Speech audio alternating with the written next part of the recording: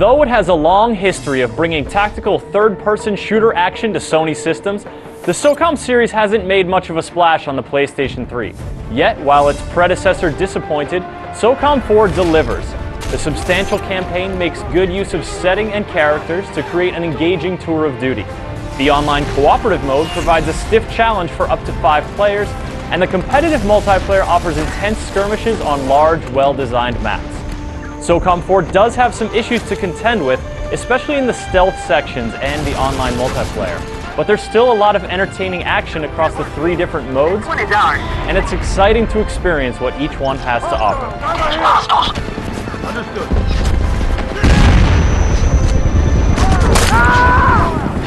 The campaign plays out in Southeast Asia and centers on the Strait of Malacca, a major shipping channel.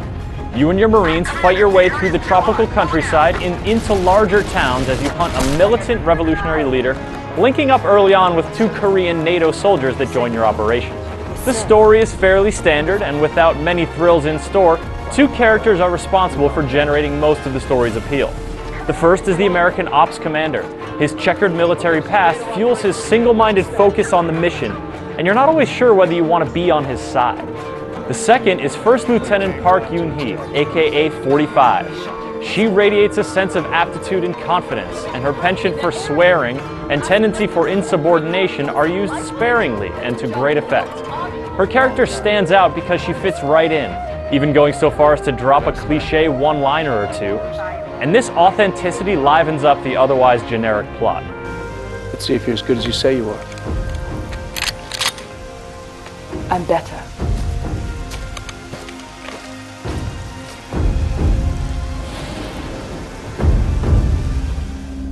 These 2 characters also reflect the 2 different styles of play you encounter in the campaign. As the OpsCom, you can command both 2-person squads as you make your way through each level. Setting your teams up behind cover can create some deadly ambushes and help you advance to better firing positions during the heat of battle. Though you can get away with being bold early on, later levels make it much more dangerous to stick your neck out, so you have to be sure to use your squad well. Friendly AI is generally good, and you can rely on them to fire effectively and take down targets you mark for them, providing you've given them a good line of fire.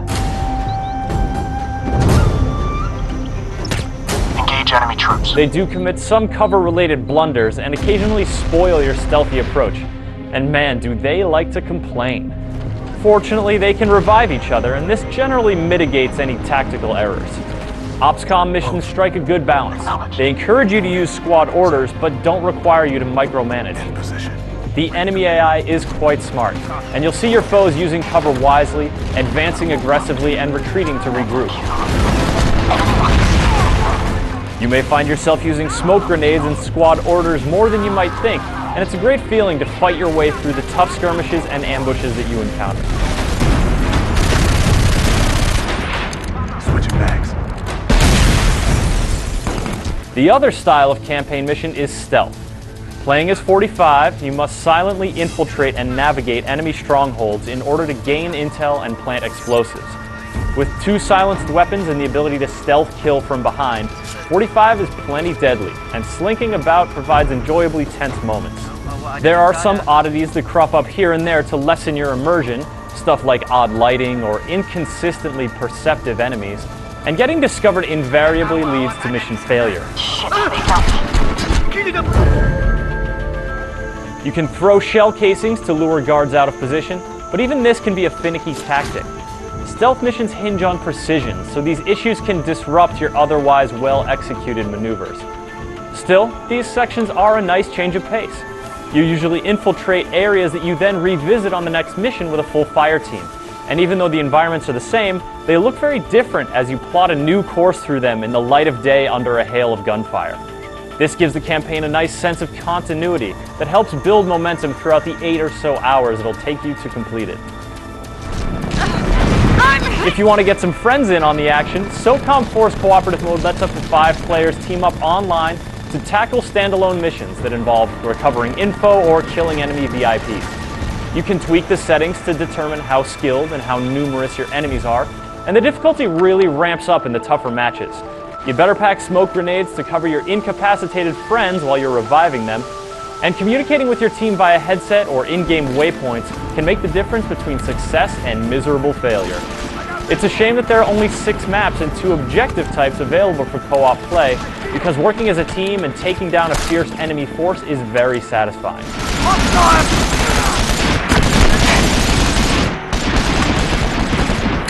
Over there!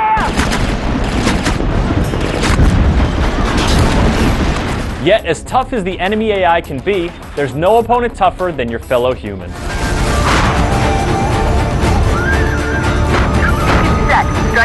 Socom 4's 32-person competitive multiplayer mode can get pretty hectic, and depending on the settings, you might see enemy soldiers running around and leaping off structures in an almost cartoonish fashion.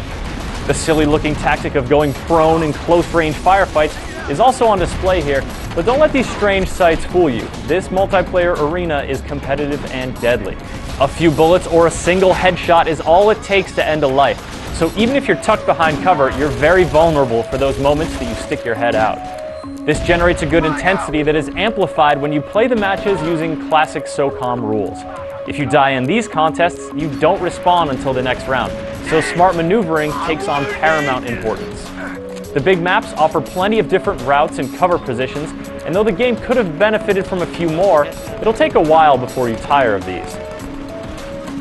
Team Deathmatch and Capture the Flag make an appearance, alongside a bomb defusal mode that lets one lucky player don a Hurt Locker-esque getup, as well as a last defense mode that involves shifting battlefield objectives. These are all fun to play, and even though you might wish there were more variations, whether or not you can respawn does have a big effect on how each game type can play out. You gain experience and rank up for good play, though if you want to upgrade your gun, you're going to have to spend some quality time with it. Fortunately, gun progress is tracked across all 3 modes, so if you use a given assault rifle for most of the campaign, it'll be primed and ready for multiplayer action. You may encounter some network issues while playing, which cause players to get out of sync with each other. These matches aren't common, and they usually manage to fix themselves when you start a new round, but players burned by the laggy launch of Confrontation have reason to be wary. Socom 4 also supports the latest in gaming gimmickry, the PlayStation Move and stereoscopic 3D. Both the control scheme and the visual effect work quite well, providing properly equipped players with a fun way to put their purchases to good use. Yet, no matter how you are equipped, Socom 4 has a lot to offer despite its limitations. With an entertaining campaign, intense cooperative challenges, and frantic multiplayer firefights, the Socom series has finally made a name for itself on the PS3.